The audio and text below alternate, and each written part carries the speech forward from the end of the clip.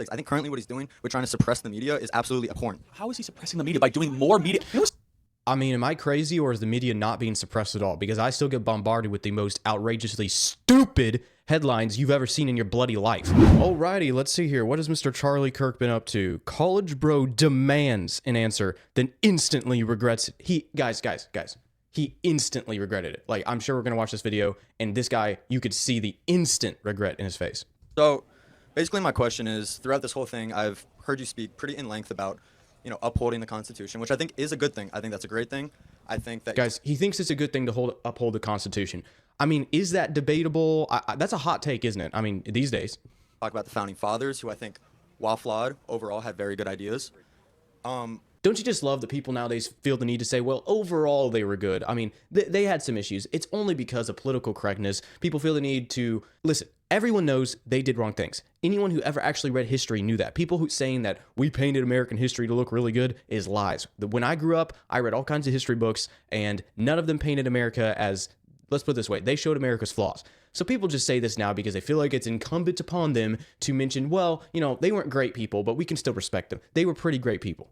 That, and I know it's not October, but currently, I mean, you can spin it however you want. I personally do think that Trump, has done a lot to really ruin the Constitution. I think when you look at January 6th, yes, January 6th. This is such an October question, bro. Like, listen to me. Okay, here's the deal. Look, I don't want to get overly political in these videos. I'm more here to react to what other people have to say. But as regards January 6th, but listen, I don't want anything bordering on violent rioting unless America as a whole decides to, throw a revolution or something, all right?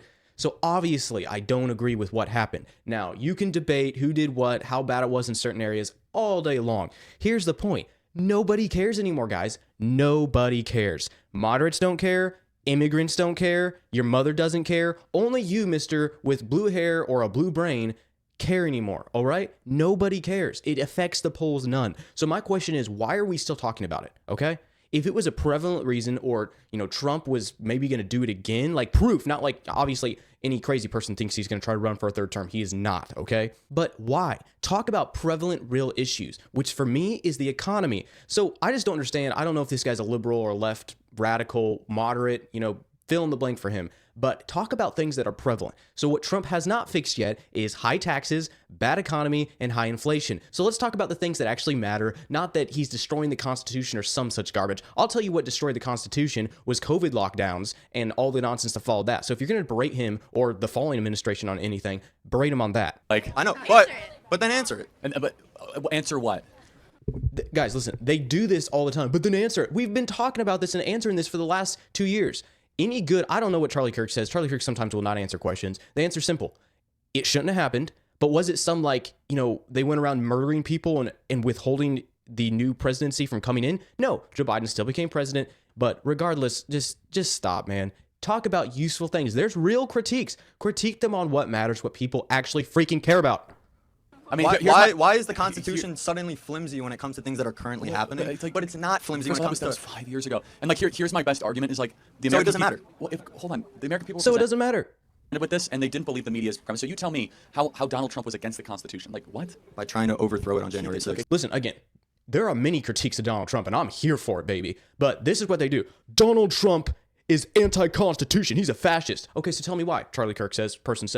Well... many things, but January 6th. Okay, tell me why. More. Well, January 6th. That's all they say, man. That is all they say all freaking day long. Nobody bloody cares anymore, punk boy. Oh, he didn't. Yeah, he didn't. You know what he did do? He did win in November because you guys couldn't stop talking about that for the last 4 years, okay? Hold up. Literally, because that's all they talk about, and all their other fringe ridiculous nobody gives a blast issues, and then they got smoked. Hold on. Because all you guys did is you lied, you kept... Bro, he was doing the salute. He was doing the Nazi salute. Oh, he's a Nazi. Oh, deport him. Oh, he's a fascist. Okay. the border wide open. You guys sent money to Ukraine unnecessarily. We had hyperinflation, and all you guys did was lie endlessly about January 6th, which of course was 99% of people that peacefully went into the Capitol to go pray and go look at the people's house. There are only 15 people that actually committed violent actions against police officers. And so we look at all this together. You're like, oh, he's against the Constitution. Wait a second. You know who's against the Constitution? The Democrat Party tried to kick him off the ballot. The Democrat Party tried to say, you're not allowed on a ballot. You know that there were 5 Democrat states, Maine, Colorado, and California being 3 of them. They said, you're not allowed to be on the ballot, Donald Trump, because you're an insurrectionist. That's a threat to democracy and to the Constitution. It's a threat to our democratic norms. And so I'm not going to relitigate this too much because, honestly, I don't have to because we won. Yeah. That's the answer. I mean, I don't necessarily disagree with anything you said there. I don't know. So like his facts that he spat out about January 6th, I don't know if those are true. I could spend 2 days trying to verify those. Obviously, I'm sure this goofball and, a bunch of other crazy people disagree with it completely. My answer is, and I feel like more people's answer needs to be in today's society, I don't know, I'm not sure, possibly, instead of just saying, I know everything, because, I'm a genius, and every Gen Z person is a genius nowadays, and they got it figured out, guys. Listen, you older folks, you baby boomers, you intelligent millennials, those of who are intelligent, you guys got nothing on us Gen Zers. We literally have it figured out. TikTok has taught us well, baby. And you didn't. And we're in power. And so it's like... May I speak? Because he's never running again. I haven't really gotten a second to speak. So you kind of did. What I want to say is that, look, I'm not a Democrat. I don't agree with the Democratic Party. I'm not a part of the Democratic Party. I personally believe in upholding this Constitution, and that goes beyond January 6th. I think currently what he's doing with trying to suppress the media is absolutely abhorrent. How is he suppressing the media? By doing more media? I mean, am I crazy, or is the media not being suppressed at all? Because I still get bombarded with the most outrageously stupid headlines you've ever seen in your bloody life. So, I mean, if he's trying to suppress him, he's doing a bloody bad job of it. Suppress the media. Joe Biden never talked to the media. Donald Trump will sit at the Resolute desk and invite all the anti-DEI pro-merit. Man, this guy has more T-shirts of like logos and sayings than like anybody I know. They just announced. Hold on a second. This is so insane. This guy will answer more questions than any president that we've had in the last 50 years. He will literally. That, my friend, is so true, and probably my favorite thing about this presidency. Listen, I am irritated and not happy with some things Trump is doing and some way he's been acting, and the fact that he's not fixing certain problems, or at least, listen, I know he's focusing on wars and stuff, but I want him to fix the stupid economy right now. Anyway, not to get off on that tangent, but he's right about that. Okay, I highly agree with that comment. Donald Trump has been so much more active with the press. He'll be so transparent about everything. He'll talk. Sometimes he talks too much, but most of the time the transparency is awesome. Even the shambample in the office with Zelensky was great to see. Transparency. We never got to see any of this with Joe Sleepy Biden. Do a press conference today. He did one at 12 p.m., 2 p.m., and 6 p.m. And that's the third time this week he's done it. Anyone can ask any question they want. Yeah, that's actually crazy. The media? Can I say why? Because of the Associated Press? Well, why? Partially, yes. And because he literally just announced, his press conference person, she just announced that they're getting rid of the nonpartisan group that picks the journalists. He's going to pick the journalists. A bunch of bootlickers are going to be in there. That's not free speech. Well, first of all, I want to hear from Jim Acosta or Caitlin Collins. I don't think the American people do either. The point being, though, is that... Sure, I want to hear from a bunch of spray-tan Fox News people. Hold on a second, though. I mean... I have not heard that. Is that happening, guys? Like, what the kid's saying is that Trump changed who gets to pick what journalists get in, and so now they're not going to let left-leaning journalists in? I mean, if that happens and it is just a bunch of tan-sprayed Fox doofuses, then yeah, that would be dumb. I'm assuming that's not going to happen, and what's going to happen is they're probably just going to fire whoever was picking them so they can get rid of a couple nuisance ding-dong journalists that just yap their mouth and interrupt everybody else. I'm assuming that's what's going to happen, but... yeah, I guess we'll have to see. I find it interesting because I'm interested in your psychology. Sure. Like, what do guys? He's interested in his psychology. Listen, if anyone ever tells you they're interested in your psychology, run. I'm just saying, run. you support? I support upholding the Constitution. I think both sides are morally bankrupt. I think both sides are supported and funded by billionaires who should be taken out of power. And this is okay. Well, I agree with the first half of that. Like, listen, I think Charlie Kirk is about to roast him for saying, I don't agree with the other side, I agree with the Constitution. I have no problem with somebody saying that. Straight up. If this guy wants to say, I don't agree with Trump because half the stuff Trump does, doesn't agree with, I got no problem with that. That's a totally fair answer. I respect that answer. But then he added on that both sides are completely morally bankrupt, which I'm not saying there's not some badness and corruption on the current administration. There is badness and corruption everywhere. We're men, we're women, we're corrupt, we're sinners by nature, baby. So obviously there is. But there is a massive difference between a billionaire cutting the government and a billionaire increasing the government. Cutting the government is good. I want anyone, it can be Joe Bob down the street, it can be a politician, it can be a billionaire, it can be, your mama, okay? I want them to get in the government and I want them to slash and bloody burn until we don't have to pay so many freaking taxes. Sides. Fair enough. We'll end with this. It's a great, and everybody don't be like this guy, because, and I wish for you. It's so easy in life to go around saying that everything sucks and everything's awful, when in reality you have the best government that you've had in 100 years and a reclamation. Of course, there'll be things you disagree. Oh, right. Okay. Hold up. First of all, that was unnecessarily aggressive. I know he does this constantly every day, so he gets, he basically has lost all filter with these college kids. I get that. So he's basically brutal and, whatever. He gets clicks. But that wasn't necessarily aggressive towards this kid. Listen, I am all for not being super negative. People don't realize how blessed we are compared to most of history and most of mankind, no matter the president. Even during Joe Biden, we're still more blessed than most of history.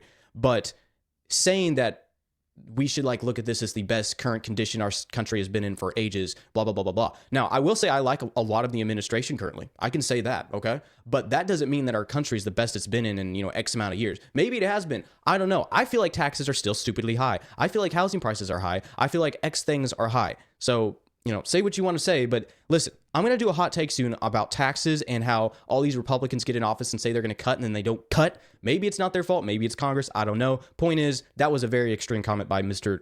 Kirkle agree with Charlie. Or you don't like, but it's so easy and so cool to kind of be like, I don't like this, and you're kicking out the press, when in reality they're getting 99 of 100 things right, and you have Elon Musk, the world's wealthiest man, sacrificing himself to go solve government. No, it's like, honestly though, I just, the attitude itself, why can't both be true? But no, but I'm just saying though, it's just, it's a general attitude, and I get it. It, you know, makes you feel morally sanctimonious and all that stuff. But in reality and in practicality, this is a government that none of us have earned or deserved or expected, that is doing amazing things for us on a daily basis. What?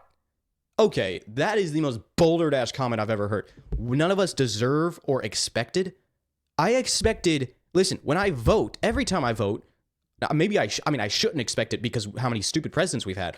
But when I cast my vote for an individual, if that individual wins, I expect them to do what they say and do it really bloody well. Okay? What is he talking about? Okay, I'm sorry. That's stupid. That's the stupidest thing I've ever heard. Like, let's listen to that again.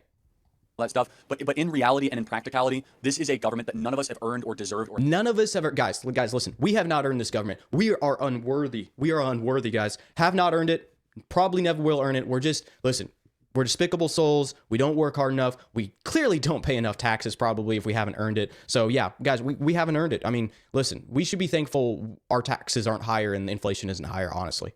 Expected, that is doing amazing things for us on a daily basis. And so I hope you'll come around to that. And everybody in this audience is going to be better because of it. I think if this government wants to respect the people, wants to not cut federal funding, and wants to overall improve we the should country, cut federal funding. Of course we should. That's Okay. what we got elected on. Do you think there should be a child tax credit? Yes, pre-K? that's not federal funding. That's Do you think that there should be free schooling for all children? no. Blah, blah, of course not. 'Cause blah. parents should feed their kids, not the government. What if they can't? Go get a job. A child? You No, want the child parents should go get the job. Yeah. This is important. They, I don't believe they have jobs and they can't support their children there because the minimum wage is so low. No, you are dumb, dude. Don't give me this stuff.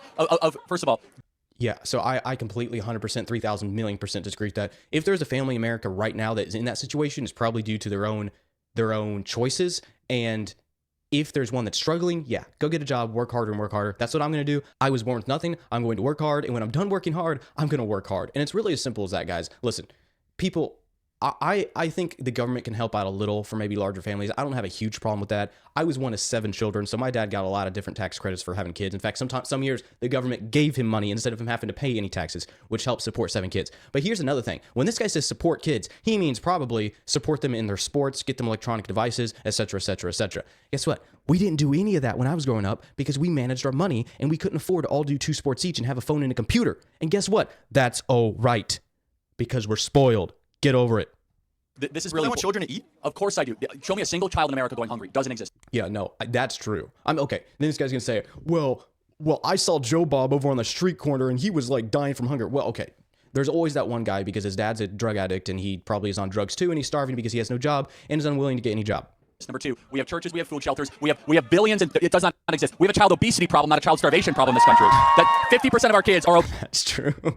That's really true. obese or overweight. There's not a single kid in America that has died of starvation in the last 10 years. Show me that kid. Show me. This is a propaganda thing from the Democrat Party. Our kids are so overweight they have type 2 diabetes by the age of 8. Bro, even poor people are fat. Like no joke. Not even kidding. Like lowest bracket people are sometimes really fat. That's all I'm saying, okay? Oh, it's because, they can only afford junk food. Oh, give me a bloody break. The number one problem for kids right now is that they're not moving enough and they're eating too much, not that there's child starvation. Instead, let's get back to a time where we say, hey, parents feed your kids, churches feed your kids, communities feed your kids, not big daddy government coming in and doing what the families do. With that, I say 100%. 100%, Chief. thank you guys so much and have a great day. Thank you. Wait, was that like a mic drop moment? I mean, okay, cool. Well, yeah, I mean, other than that one nonsense about how we should, be in all in respect of everything the government's currently doing and just, because guys, listen, again, we have not earned this. We are completely unworthy. Other than that, Boulder Dash, yeah, cool. Okay. That's just me, reacting to another random video that I came across that looked interesting. All right, fellas. Bye-bye.